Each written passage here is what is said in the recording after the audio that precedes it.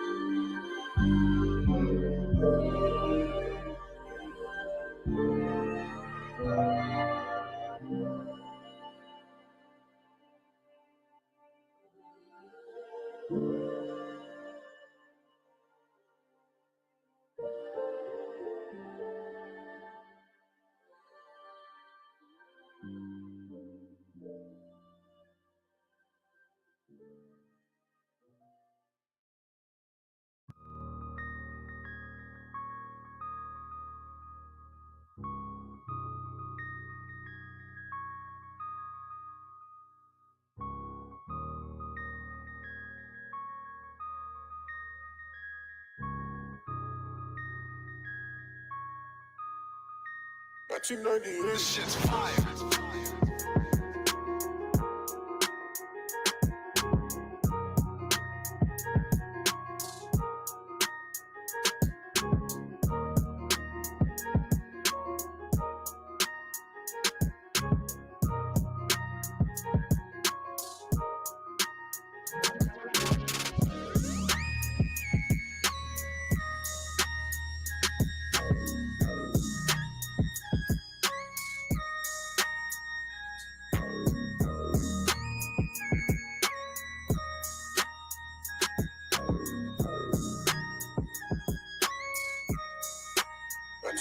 This shit's fire.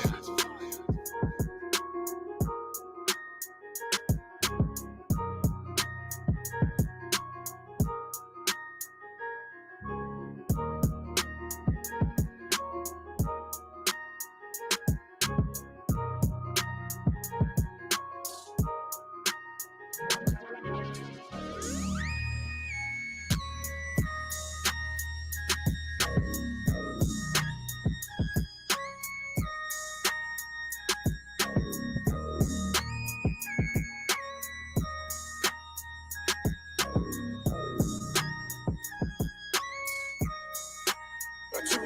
This shit's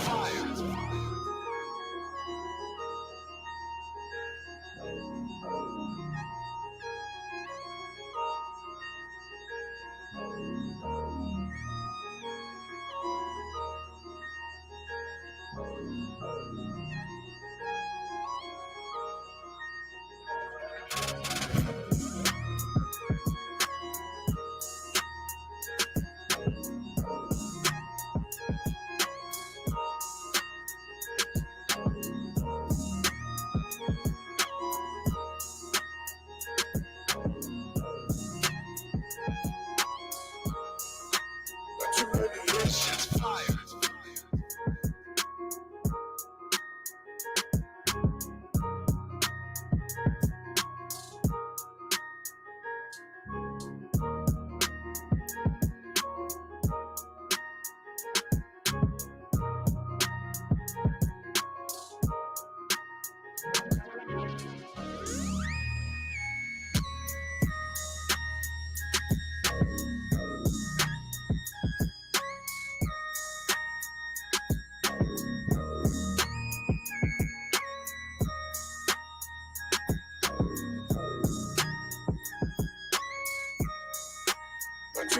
This shit's fire.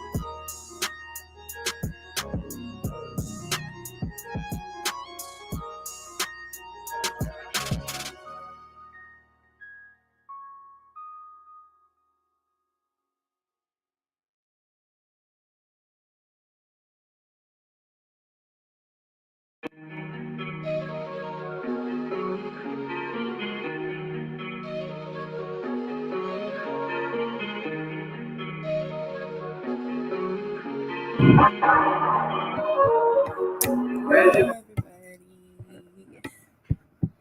All right, who's in here? UFO, antidote. Very interesting spelling, but I got it without messing it up. Jose Carlos, KP Bot, Armin PI, Puka Scotty, Chris Kane, R. Lucian, Tiger Backwoods. One of my favorite names. All right, y'all, how are you? It's been a little minute. I know it's been a little while. I have an announcement for you today. So on Tuesday, September 28th, we're going to be having Battle of the Type Beats. So you can tune in at 3 p.m. Eastern to see if Ty Dolla Sign or Roddy Ricch takes home the win. Make sure you submit your beats at beatstars.world/opportunities for a chance to have your beat selected for the show. Pick a side and watch all unfold. And also, not mentioned, but I hope you guys already have submitted your remix challenge for Tommy Genesis. That contest closes this week, so make sure to get your remix in. So today, obviously, welcome back to The Deal. I'm Tia, I'm the Music Opportunities Manager here at BeatStars. If you're new to The Deal, we're highlighting our BeatStars pub roster, and BeatStars Publishing is a partnership between BeatStars and Sony Music Publishing, who are the #1 global music publisher in the world.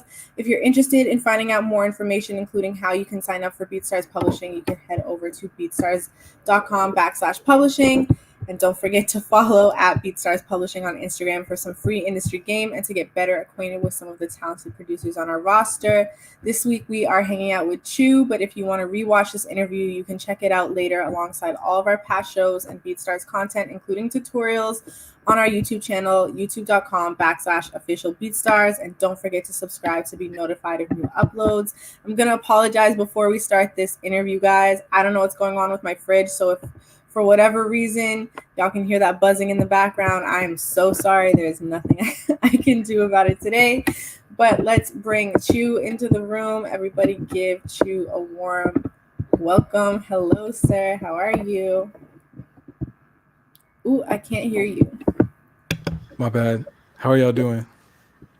Nice to meet you. Nice to meet you. Okay, you don't hear any buzzing? That's great. Well, I guess we could jump right into it. Can you give everybody like an introduction, who you are and where are you from? My name is Chew, and I'm a producer. I make beats and stuff, and I'm from Houston, Texas, born and raised. Born and raised in Houston, Texas. That's fire. Yeah. Let's talk about, first of all, how did you get your name? Is that your real name? Is that a nickname? It is like kind of my real name. It's based off of my full name, which is Chibuzo, which is the first name, and then Ugu, which is the last name. So I had a football coach in like the 9th grade who couldn't say it all. So he just put the sounds together from the beginning of each name, and it was Chew, and then it just kind of stuck. Kind of stuck with you, and that's your brand now. Yeah. How did you get started producing? What was your first intro into music? Well, I guess my first official intro into music was when my parents convinced me to do band in middle school. So that was like my first official introduction into music. But in terms of beat making, I downloaded FL Studio sophomore year of college. So like I was 20 years old right after I heard The Life of Pablo. I was just like, let me just see like how to make beats. And I looked up like how Kanye makes beats, and I found some FL Studio tutorials, and I just started messing around with it then. That's so crazy. So you just hopped online, and the rest is history that way. What was the instrument you were playing in band, and do you still utilize it today when you're creating? Yeah, so I do still utilize it from time to time. It was the saxophone. So I played it for 3 years in middle school. That's pretty dope. How did you end up finding BeatStars? So what made you go from this position of I'm learning to create to now I want to, put my work out into the world? So I actually first found BeatStars because of the information that you guys were putting out. So I was actually just trying to figure out how to like keep my music from getting stolen, I think, while like posting it. And I think I found out that there was like a SoundCloud monetization like mechanism that's now like integrated with the publishing platform, which is really cool. But yeah, that's how I found it. And then I found out like BeatStars is just a whole platform of its own. I just fell in love like naturally. That's amazing. We're so lucky to have you. You have nearly 5,000 followers on your BeatStars account, and you shared with me that you have close to 100,000 on your YouTube channel. So I want to talk a little bit about how you grew your audience and how you get them to stay with you, and maybe particularly from the lens of like marketing yourself. If you could put yourself in the shoes of somebody who's just starting out, like what are some steps that you took? Some steps that I took, the most important steps that I took was to just like get over the hump of like being too scared that my stuff is not too like not good enough to put out there, because at some point you have to put it out there. So like if I was just starting out again, I would really work on just, of course you want your stuff to be good, but just put it out anyway. And then that kind of snowballs into like talking about marketing, because you just want to like be putting like professional looking content on as many platforms as you can so that you can just be seen. Because like there's always a possibility to go viral, but it's also just important to build like a good like followership in general, which is really possible on basically any social media platform with just a little bit of effort. And that can turn into like a whole community that you create for yourself. It can turn into income. Like it can be anything, and it just takes a little bit of effort on your part. So those would be the two things that I focus on, and maybe one more thing, just studying like the actual craft of making music. So maybe replace a little bit of leisure time. If I could go back and tell myself this, I would say like maybe replace a little bit of leisure time with like watching YouTube tutorials or something like that, and like reading more books on like marketing, or I don't know, like working on my self improvement or like personality, things like that. Yeah, I think that's a great tip. A lot of people, hone in on like the actual creation part, and I say this all the time, so I might be a broken record to some of you, but there's also that element of like being able to navigate a business, and also this this conversation of still being a people person when this business is all interacting with people, right? You had Exactly. said something about putting out professional looking content. What does that look like to you?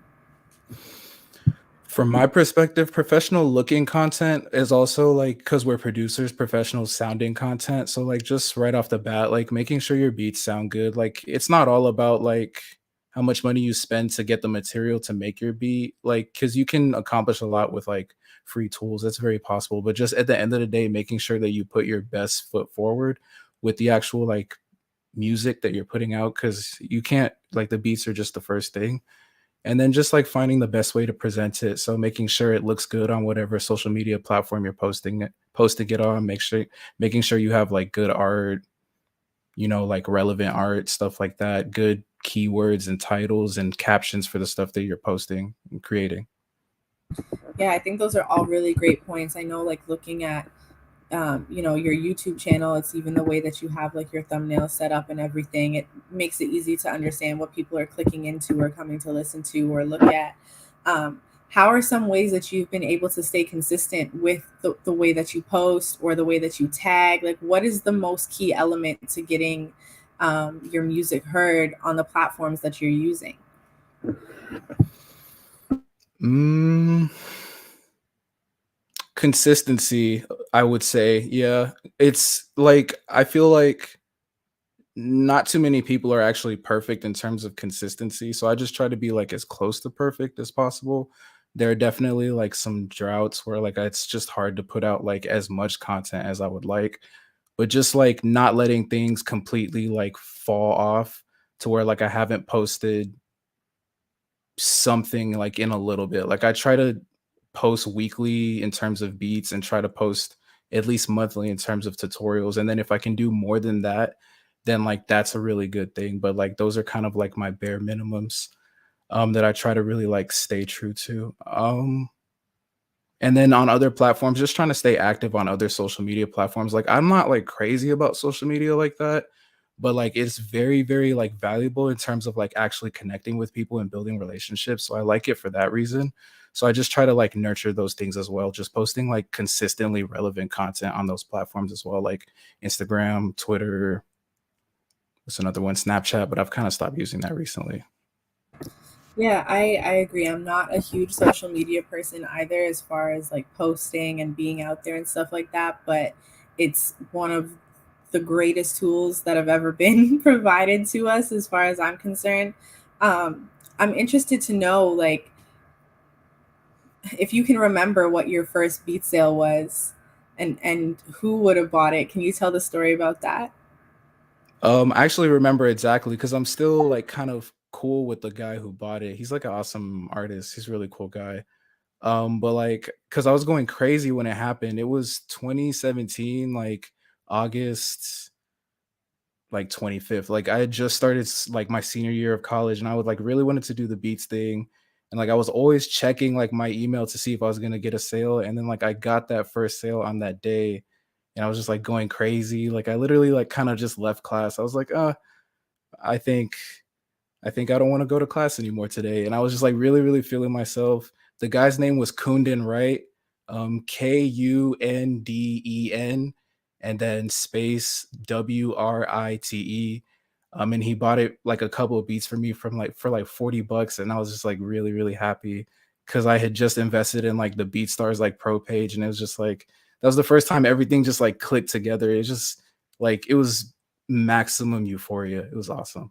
That is so beautiful. And I love that in that moment you basically broke even too. Like you took the risk in investing in yourself and it came back to you double basically. So Totally. that's pretty awesome. Yeah. So on that note, you saying that you left class, you also share with me that you dropped out of grad school.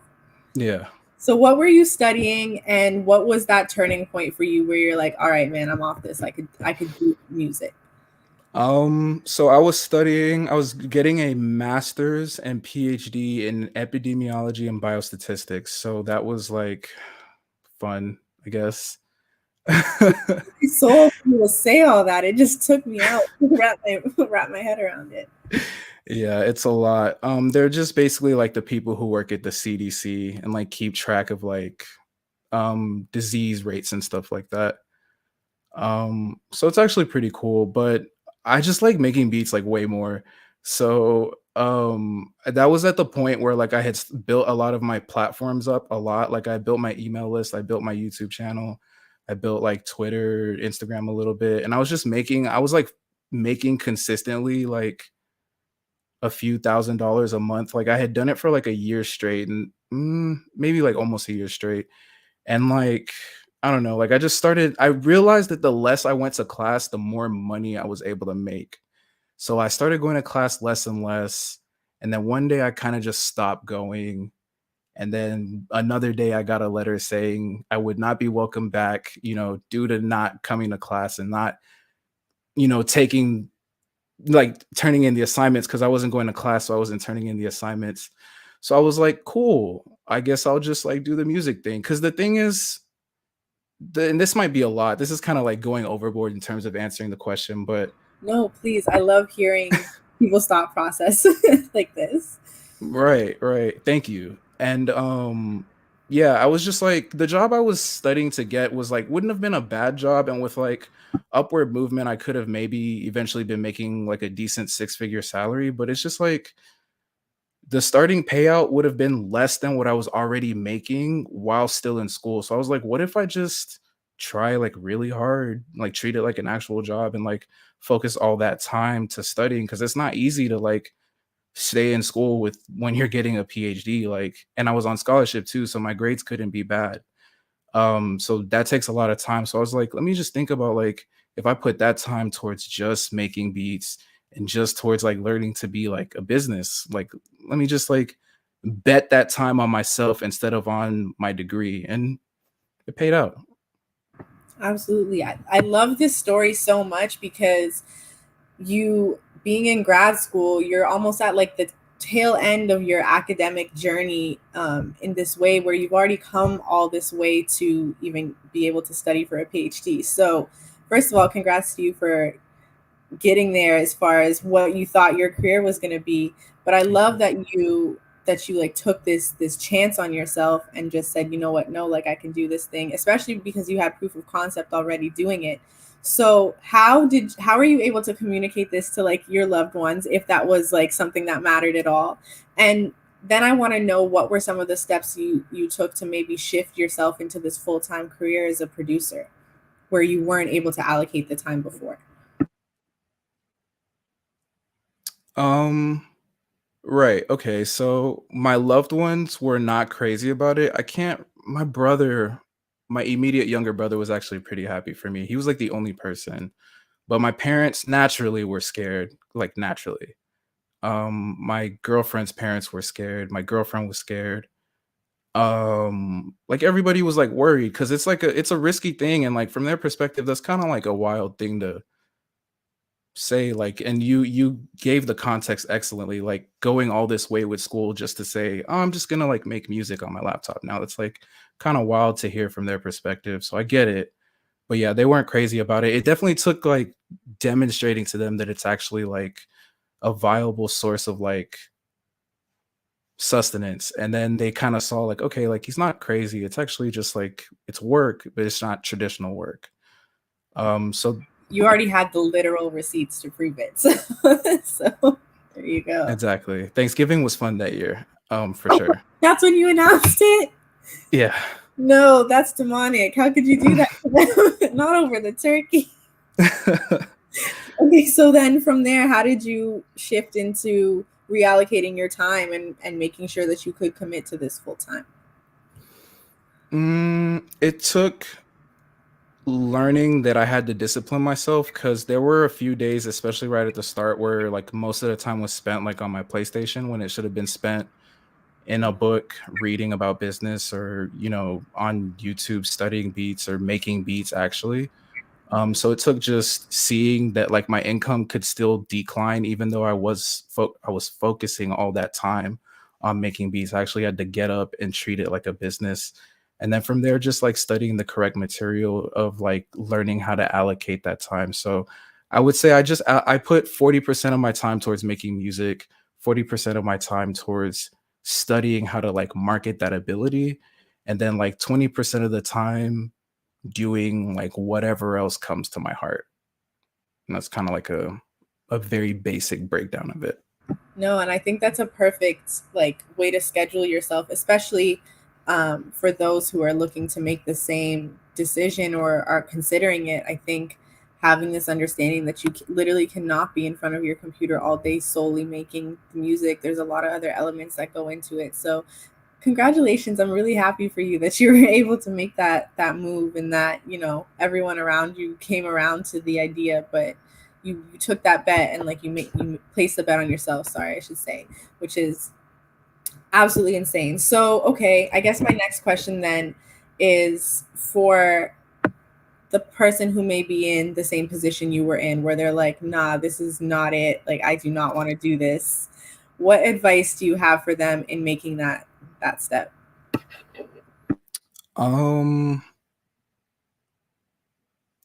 One of the most valuable things that you can learn in life, from what I've heard from like people older than me and from what I've learned so far, I'm not like that old, but I've seen like a little bit, is that you have to really learn to trust that gut feeling. Like it's actually a really, really important like thing about life is like learning that like gut feeling is usually right in terms of like what you should be doing that's good for you. So if like your gut is really, really telling you that like, bro, this thing that I'm doing is really a waste of time for me, and like this other thing that I really want to do is my passion, then like there's a really, really, really good chance that it will work out in your benefit if you just follow whatever that feeling is telling you to do. So if it's telling you to stay in school or stay at your job or find a balance or quit everything and be a hermit to like draw pictures or make beats, like whatever that feeling is telling you to do, like I'll just say go with that, like 100%. Yep, intuition is my favorite like teacher and favorite thing to lean into, honestly. You know what's right for you at all times. So Hmm. that's really dope. So let's talk a little bit about then the kind of music that you make and what inspires you to what inspires you to make the music you do, or work on in the sound that you do.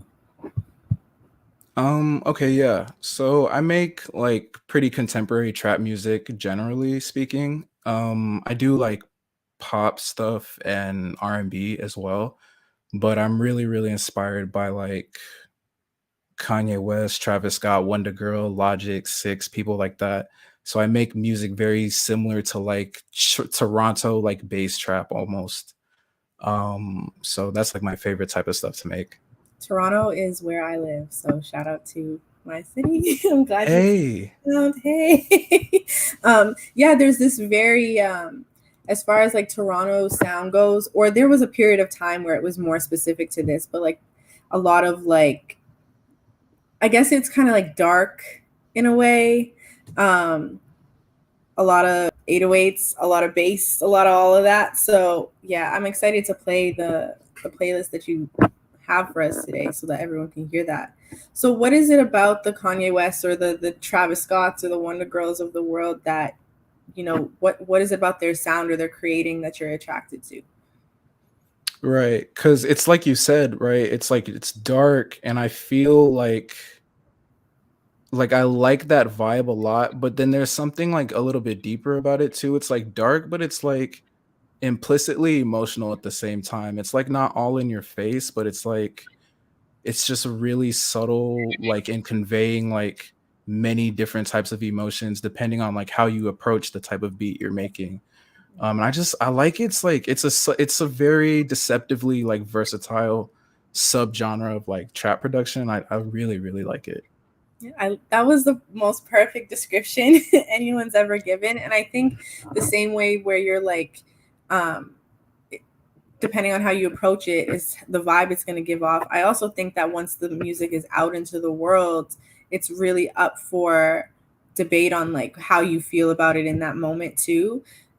Depends on the setting, depends on who's around. It could really like, it could be a turn up or it could be like, ooh, nobody's talking. Mhm. So I love that you described it that way. Let's talk about who you aspire to work with and or who your like ultimate artist collaboration is or producer collaboration, whatever makes sense for you. Okay. Um excuse me. Excuse me. Kanye, I think very naturally. Um and Travis Scott. So excuse me. Oh my gosh. Some water, Yes.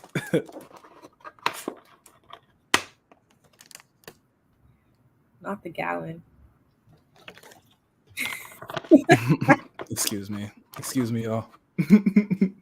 You're- I feel much better though. Okay, so yeah, Kanye, because he's just like my idol. I love him a lot. So the opportunity to even be in the same like space while he's creating would be crazy. So getting to work with him would just be like a dream come true. And then ASAP Rocky a lot. And yeah, Travis Scott for sure. Wow. You know, I hear Kanye West and Travis Scott a lot, but very seldom do I hear ASAP Rocky. So I'd love to hear what about him you would love to collaborate with him on. That's interesting, actually. I would have expected his name. I thought I was pretty basic with that one, especially. I think he's just very creative in the way he approaches everything. I think he's not like a producer, but he understands like the basic elements of producers and he does produce. So I like the way he approaches like the like he has a very just full approach to like creating his music from the bottom to the top and from the top to the bottom. It's just like really really dope. I like the producers he chooses to work with. I like the artists he's connected with. So like just getting to like experience that vibe would be crazy.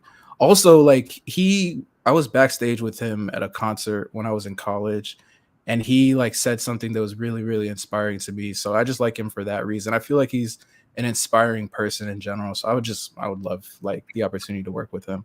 That's dope. Thank you for sharing. Yeah, it's like I get the Drakes or the Kanyes or the Travis Scotts. Those are like kind of no brainers and really top line like incredible artists. But ASAP Rocky definitely, I guess as far as the conversations I have on this show go, he's overlooked in that way.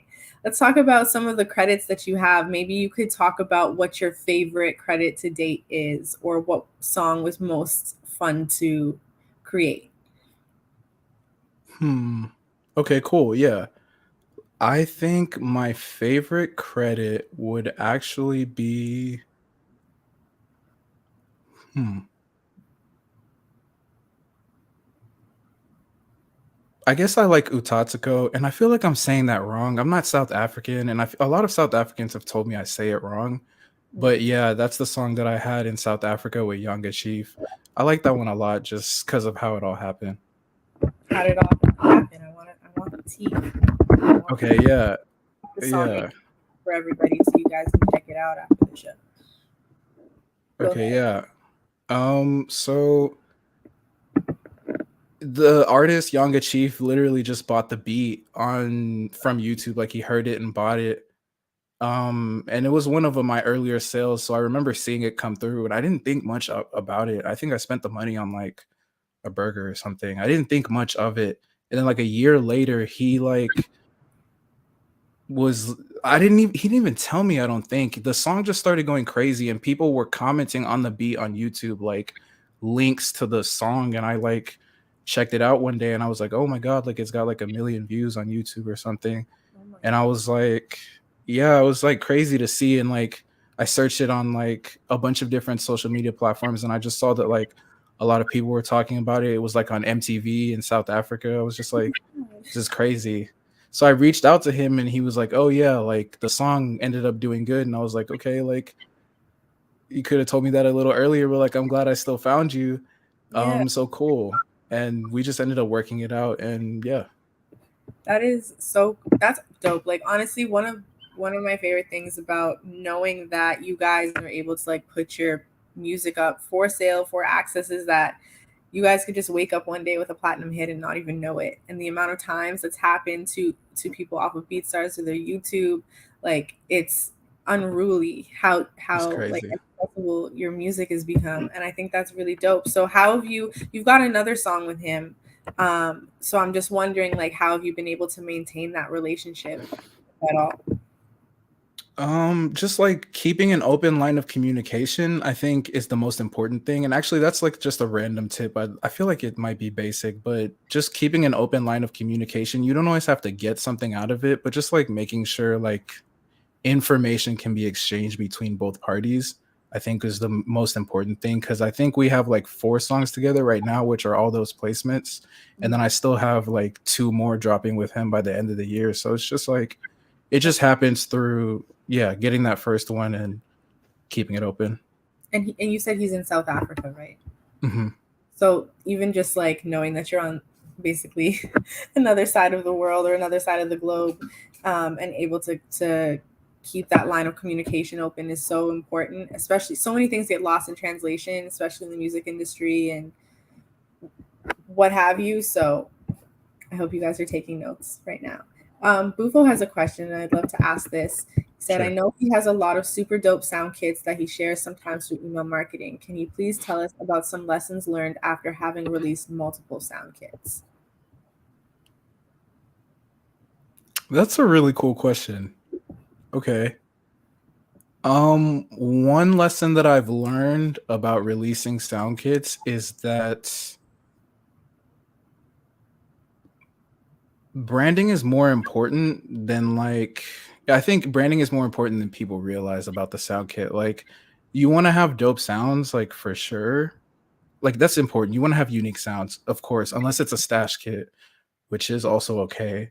But branding is really, really important. So that's what I would go back and tell myself, and that's what I would say to other people. And just what I mean by that is like just making sure that like you have a solid amount of people that already like your sound. So you just want to be able to give some sounds away for free right at the start for a few months or even up to a year or a few years, however long you think it takes to build up a sound that people will like. And that just gets verified by people tapping in with you.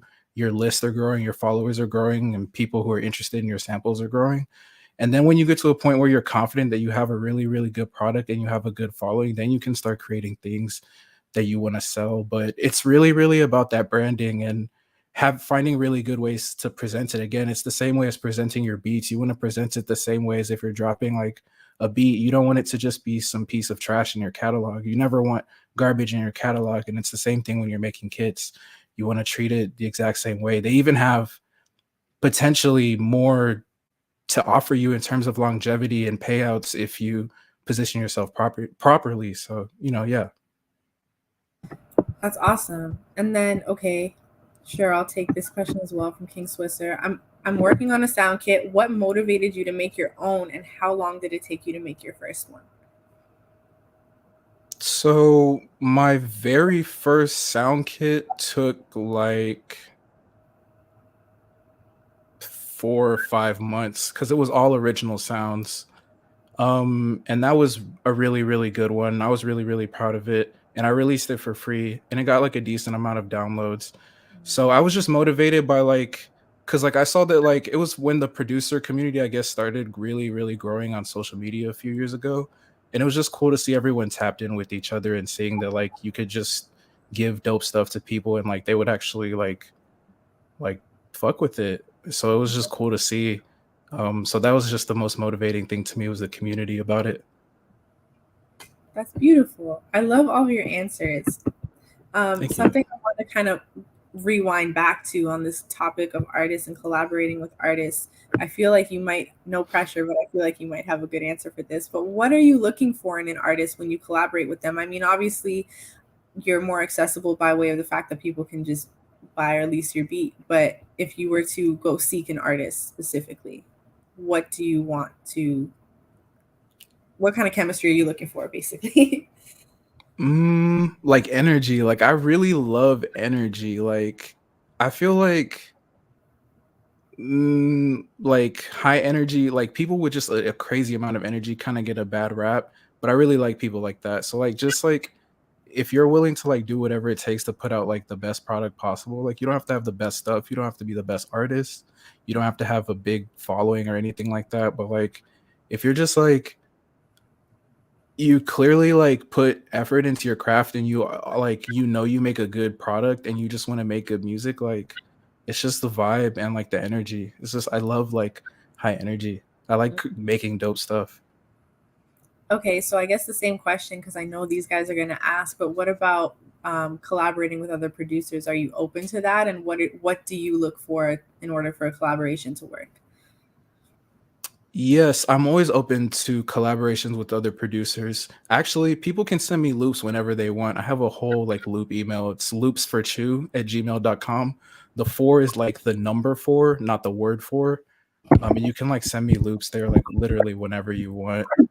And that's actually how I do the majority of my collabs. I've even gotten a few placements like that.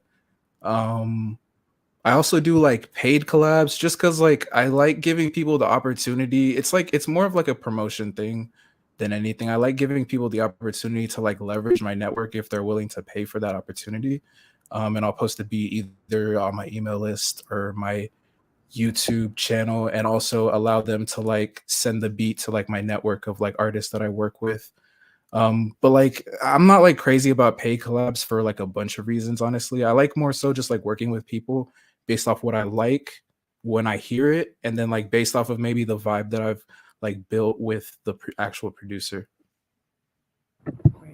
I, guys, there's the email sitting right there. It's ready. Send, send. Please. So I guess my last question before we start playing some of your music is what's next for you? What are your goals? Do you have anything coming up that everyone should be looking out for? Like anything you can give, please do. Okay.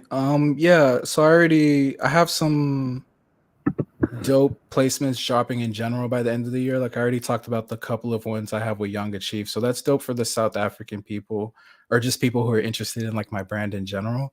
So that's pretty cool. I have some like American ones too that I can't talk about yet, but like yeah, let me just leave it at that. But they're gonna be really cool. And then I want to hit 100K. I'm pretty sure I'm gonna hit 100K on YouTube by the end of the year. You're right And there. then yeah, right. So and then just like a massive content bomb on literally every platform like YouTube. The tutorials are about to go crazy. Like especially like my fan base especially has been showing crazy love on my YouTube channel lately actually. So I'm about to start like loading them up with content and then just like providing way more value on other social media platforms like Twitter and Instagram because everybody's been showing me love like literally everywhere lately. So I'm about to start giving back like crazy. So yeah, just be on the lookout.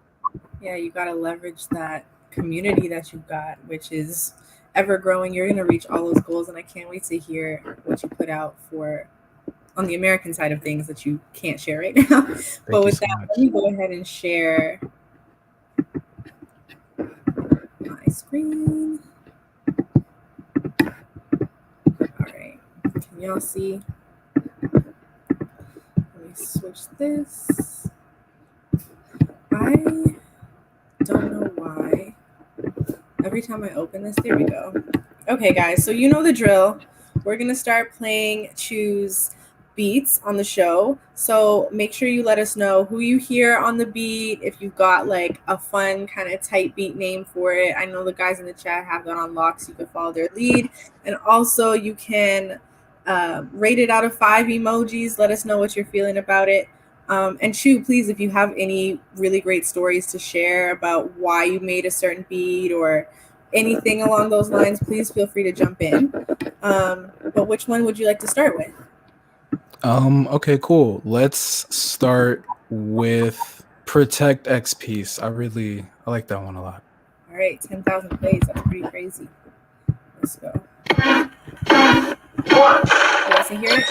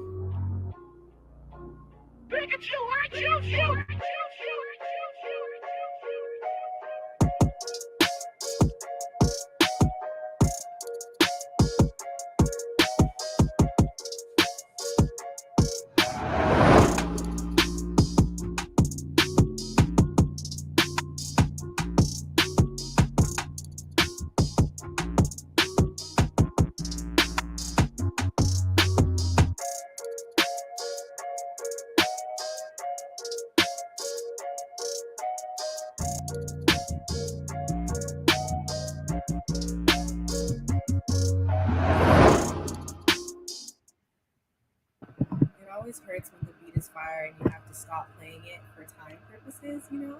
But we've got 8th Life said, wasting no time getting into this one. Styles on the beat said, nice. 8th Life said, like that Pikachu tag. Cloud9 said, warming up for the game type beat. Definitely. Styles giving you 6 Timbu emojis. What's the next one you want to play? Let's do Karma. That's a different vibe.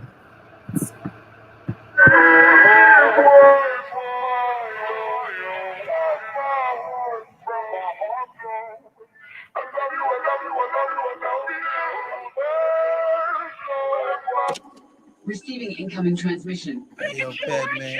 Right at the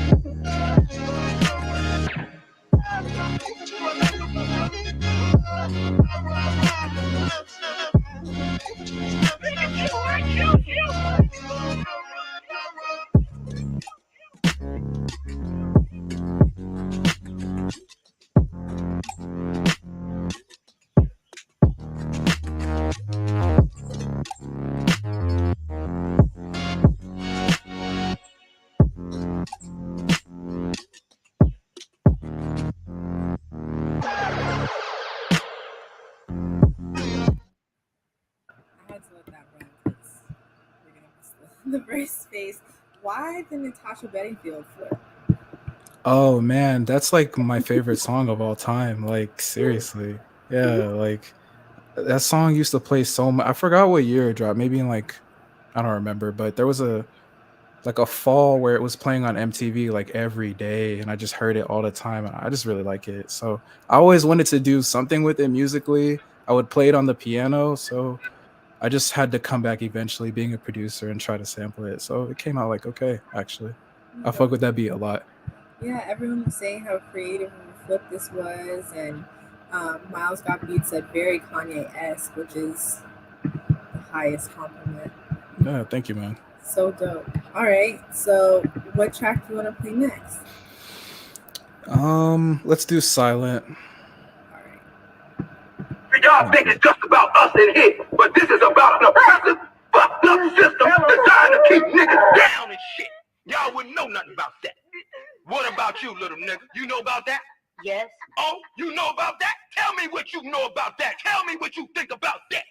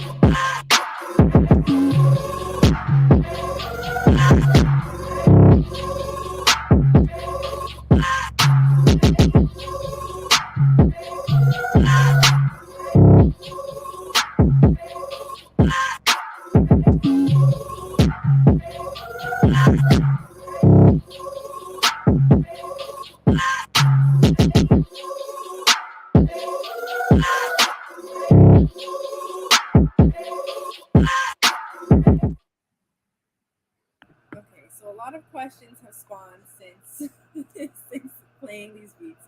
So first of all, I'm gonna rewind a little bit. Bufo's asking if you had to get a special license to sample Natasha Bedingfield, or not, like on track. No, I did not, because I think he might be asking that. Well, that's a really good question, by the way. I got the, because he might be asking that because I have the stems, because I just have her vocals and not the whole beat. I just separated it using this software called Law. It's like a AI that you can use. It's like a website. So yeah, no, I didn't use TrackLib to do it. And then I did a research a few years ago that basically the conclusion of it was that producers don't have to clear samples. So I didn't like do anything special with that either. It's just a few artists have bought that beat actually and have asked me the same question, because like it's a really popular song. And I was just like yeah, like you're gonna have to clear the sample, like for sure. So like whatever you end up doing with that, like good luck, but like yeah, for sure, like you're gonna have to clear that sample, especially if you get caught up and hurt people come after you. Just like be prepared for that. So yeah. I hope that answers your question, Bufo. There was a second one. Eighth Life is wondering where you got your tag from, or if you got it custom made. I like that question. There's this YouTube channel called Emergency Awesome, and I haven't checked them out in a few years, but they used to make these like hilarious Pokemon parodies. So that's just like a clip from like one of their videos. It was like Ash screaming some nonsense, and then at the very end, he was like, "Pikachu, I choose you." So that's what that is. Got it. And then my question is, because I don't hear them a lot, what's your inspiration behind like the intros? Like where are you pulling from, and why do you think that they're fitting for the beats? I like MF Doom a lot, and like for like a crazy amount of reasons. But one of the coolest reasons is like the way he sequences his projects are really cool. He makes it seem like you're like, I don't know, like you're almost like in a performance and watching them. So I like making my beats feel like you're like listening to an excerpt of like an entire performance and you're only catching like a glimpse of it, if that makes sense. So that's just why. And then I try to make the beats a little bit more interesting overall, and that's part of it too. But yeah. Yeah, I think that's super dope. It definitely adds a different like element to it, and also sets the tone for what you're about to hear, you know. Yeah. All right, so what's next? I think we've got Centerfold left, Saint Magdalene, and Sarah. Yeah. I feel like a lot of people have heard Centerfold, but like actually Centerfold, yeah, Centerfold. Let's do it.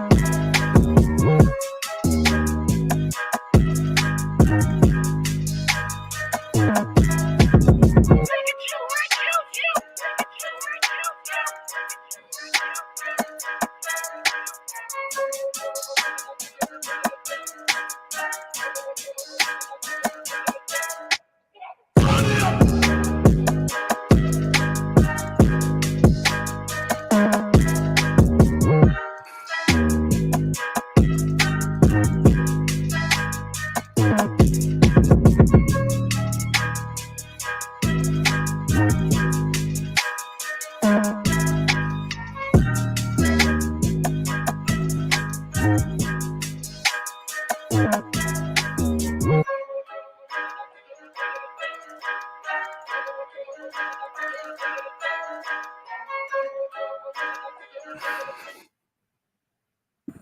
I had to let that one run because the chat just went up for that. Holy. Talk about that beat. Why? Where did you come with all the heat from? Where did you get the songs from? I was just like feeling like kind of emotional that day, and I just put it all into that beat. Like a couple of like not so happy things had happened, and I just found like a really good place to focus it. Like I found like a really dope preset in Electra X, and I made a melody and chopped it up. And my dad collects records, so he let me borrow like a Loverboy record, which is the sample at the beginning of that beat.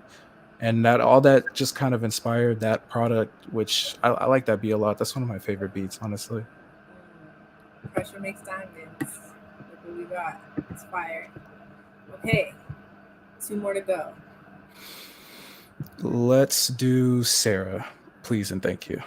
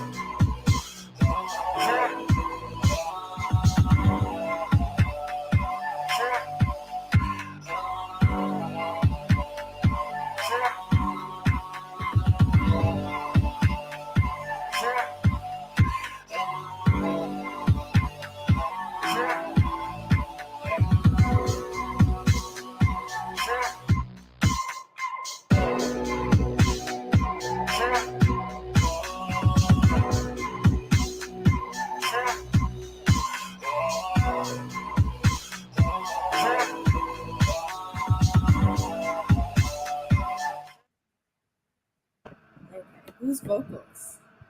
There, and I was gonna ask you if they were yours. They actually are. I tried it. This is like a really old beat relative to how long I've been producing. So I just like recorded some vocals like in my dorm room on my AirPods, and then I made a beat around that entire vocal sample. So yeah, it's my vocals.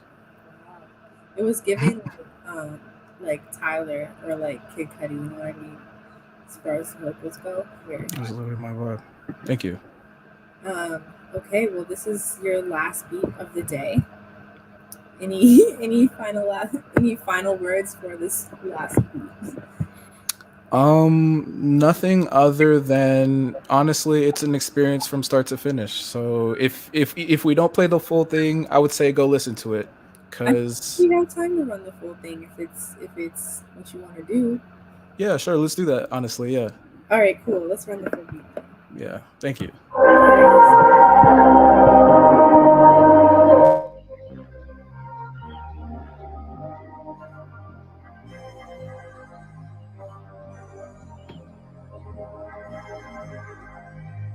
Look at you, I choose you.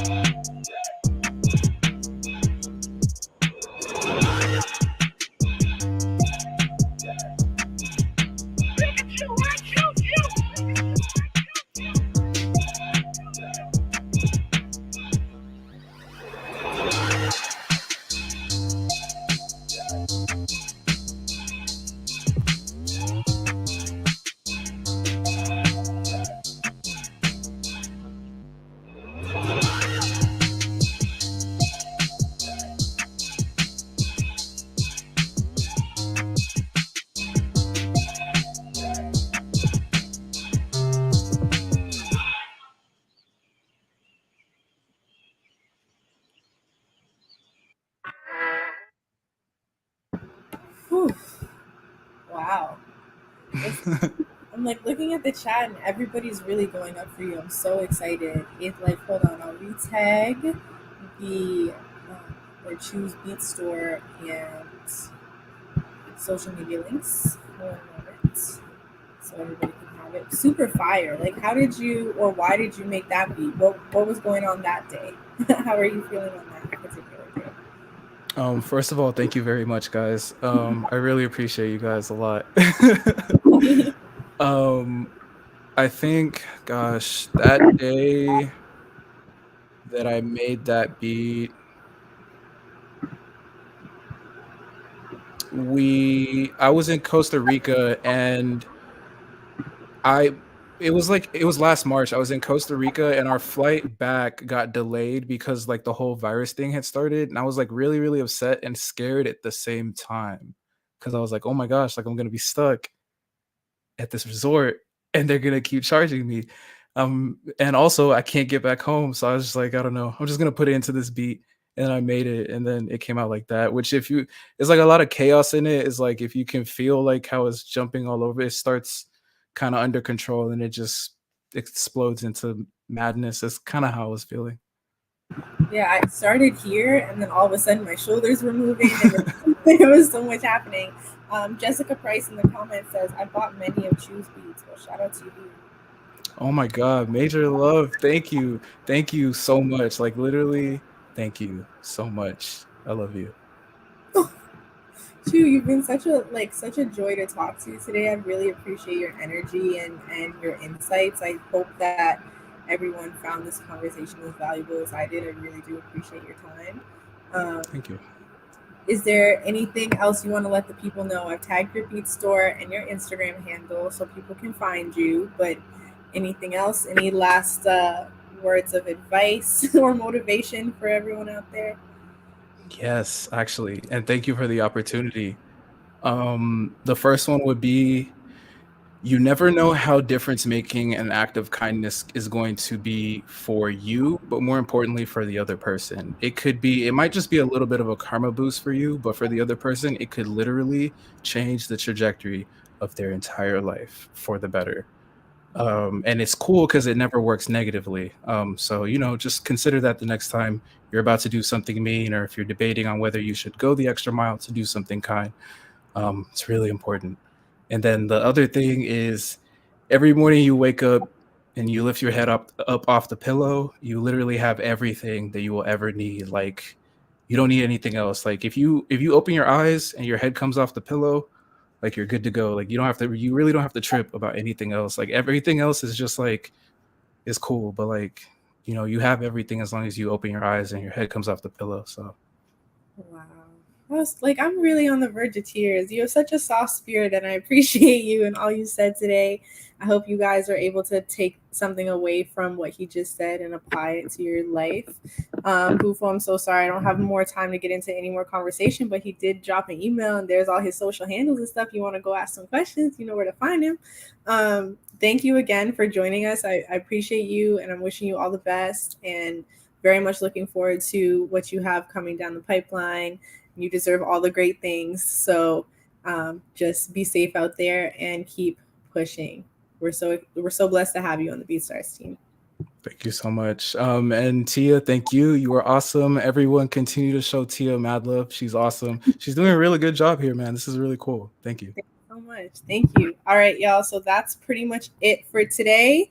See you on the next episode of The Deal. Please, please, please do not forget to submit for the Battle of the Type Beats. That's going to be happening next Tuesday, September 28th. Ty Dolla $ign versus Roddy Ricch Type Beats. So make sure you submit for one side only. Pick a side is what we're saying.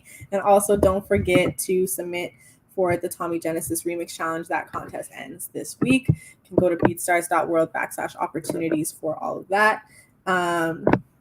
That's it. I'm going to end the show now. Bye, guys. Wash your hands, social distance. Be safe.